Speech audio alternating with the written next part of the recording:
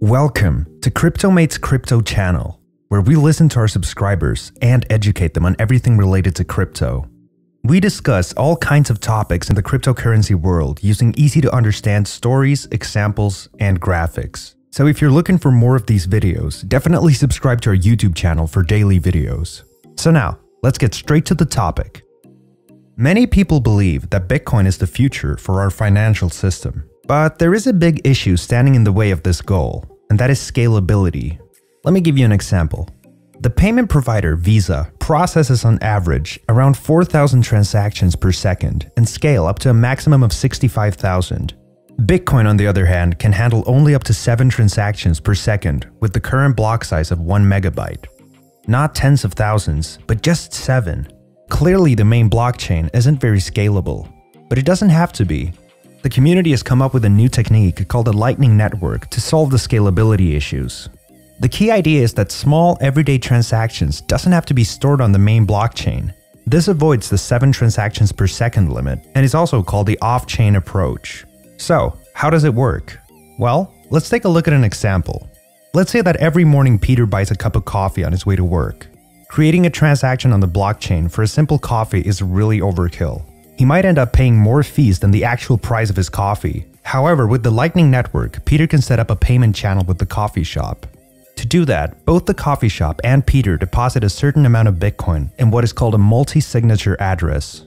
Let's assume that Peter deposits 0.05 BTC and the coffee shop deposits nothing, because they don't offer refunds. This multi-signature address is basically like a safe that can only be opened when both parties agree. When we open the payment channel, we also make a balance sheet that says how the funds in the address should be distributed. So right now it says, Peter will get 0.05 BTC and the coffee shop will get 0 BTC, the same as they deposited. Opening the payment channel happens on the main blockchain so that there's full transparency. The coffee shop owner can see that Peter has deposited 0.05 BTC and they can rest assured that they will get their money once the channel closes. Now that the channel is open, Peter can order his morning coffee. Now let's say that a coffee costs 0.001 BTC. To pay for it, Peter simply changes the balance sheet. He subtracts the cost of the coffee from his balance and adds it to the coffee shop's balance. So now it says, Peter gets 0.045 BTC and the coffee shop gets 0.005 BTC.